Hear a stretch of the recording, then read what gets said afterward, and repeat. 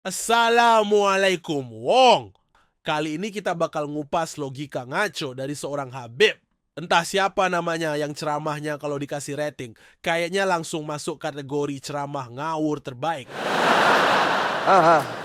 Jadi siap-siap nih, siapa tahu otak kalian mendadak kriwil gara-gara bingung sama logikanya. Tapi santai, semua ini buat seru-seruan sekaligus latihan logika sehat. Kalau udah siap, yuk langsung kita sikat bareng-bareng. Kembali saya ingin mengingatkan dan sekaligus memberikan sebuah nasihat kepada saudara kita semuanya, yaitu Kiai Haji Imaduddin Al-Bantani beserta rekan-rekannya. Di situ ada Gus Abbas Buntit, kemudian ada Gus Pleret, begitu juga Bang Haji Omairama. Yang saya perhatikan di akhir-akhir ini secara terus-menerus, bahkan tak pernah putus untuk membahas tentang masalah nasab, terutama nasab pahala. Saya ingin menyampaikan, sudahlah kalian berhenti untuk membodohi umat. Nah gini nih, kalau Habib udah ngaco logikanya, dia langsung auto parkir di jurang strawman fallacy. Tiba-tiba aja lawan debat dicap membodohi umat. Lah siapa yang bilang cuy? Ini kayak kita lagi nongkrong santai makan gorengan. Ada yang nuduh maling sandal. Padahal kita baru aja ngelurusin sandal biar rapi. Bro, kalau mau menyangga, ya serang isi argumennya dong. Bukan malah bikin drama ala anak kecil. Kiai Imad itu bukan membodohi umat, tapi justru ngajak mereka mikir cerdas. Nggak kayak elu cerdas tapi ngincer rendas. Coba deh lihat sendiri, berapa banyak orang Indonesia jadi pinter dan sadar kalau elu itu bukan cucunya Nabi. Yang membodohi umat itu justru elu. Ngaku-ngaku cucu Nabi, giliran diminta bukti, mepet tembok. Panik gak? Panik gak? Ya jelas panik lah. Orang ditanya soal nasab, DNA, atau dokumen aja udah kayak ditodong laporan pajak. Jadi yang bikin umat pinter itu Kiai Imad, bukan ceramah absurdmu yang makin lama makin kayak kerupuk disiram air. Udah, mending duduk bareng makan gorengan biar tenang. Sampai kapanpun kalian tidak akan pernah bisa merobohkan dan menghancurkan pemahaman yang ada pada masyarakat bahwa para habaib adalah keturunan baginda Nabi kita Muhammad Sallallahu Alaihi Wasallam. Nah ini nih contoh klasik appeal to tradition. Hanya karena sesuatu dianggap benar dari zaman bahula, nggak otomatis jadi fakta mutlak. Jadi jangan pakai logika karena dulu begitu, cuma buat ngehalalin argumen elu. Bud, wanna bud. Dengerin, kalau ada yang bilang dari dulu tahu bulat itu enak, nggak otomatis berarti tahu bulat harus enak sampai kiamat. Cuma karena orang percaya dari dulu, bukan berarti itu otomatis bener Wong. Kalau gitu kita harusnya masih percaya bumi itu datar dong.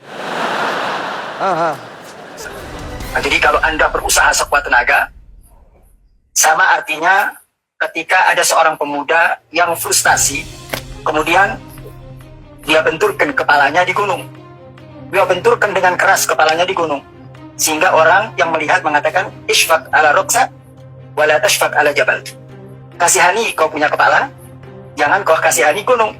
Karena kalau dibenturkan ke dalam gunung, ya kepalanya yang hancur. Ini analogi apa jokes anak SD Wong? Serius deh, kasihan banget tuh gunung. Difitnah nggak punya perasaan. Tapi kalau menggunakan argumen disamain sama nabrakin kepala ke gunung, itu tuh kayak bilang, ngomong sama kamu tuh kayak ngobrol sama tembok. Lah, terus argumennya di mana? Kalau gitu mending tembok aja yang menang debat sekalian, kan gak ribet.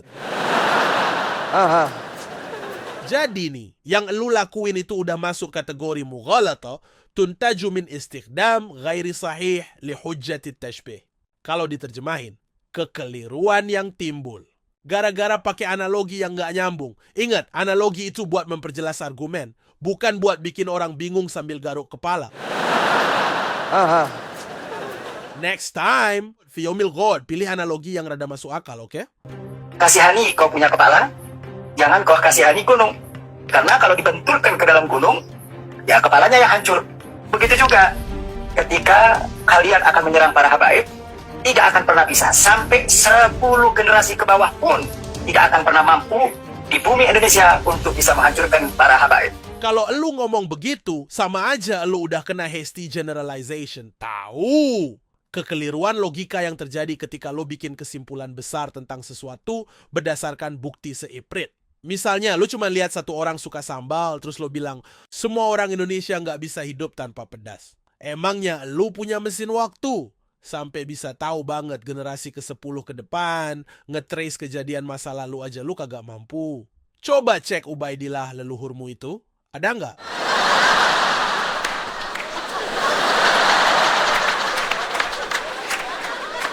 Nasib cucu lu aja lu belum tahu bakal makan nasi pakai apa.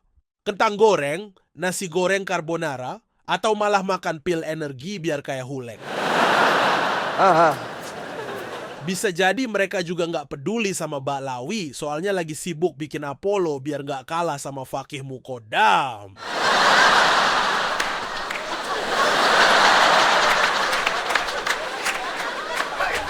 Kenapa? Karena ini bukan sebuah kebatilan. Kalau kebatilan, mungkin satu saat akan hancur. Ja'al haq wa zahaqal batil innal batila kana zahuqa. Ini bukan sebuah kebatilan, tapi ini sebuah kenyataan, sebuah hal yang realistis. Woi Wanabud, lu ngomong kayak gitu tuh, seolah dunia ini cuma hitam putih, kebatilan atau kenyataan. Tapi lucunya, lu dengan pede banget langsung merasa di pihak kenyataan. Hebat sih pede lu, tapi kok buktinya nggak pernah nongol, katanya. Cucu Nabi, tapi giliran diminta bukti malah ngilang kayak sinyal di tengah hutan. Jadi nih ya, kenyataannya itu justru kebalik, Bot.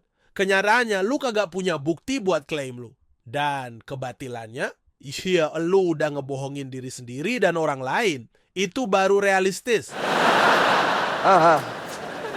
Aduh, berat banget bro. Jadi cucu Nabi versi imajinasi aja capek, apalagi kalau beneran.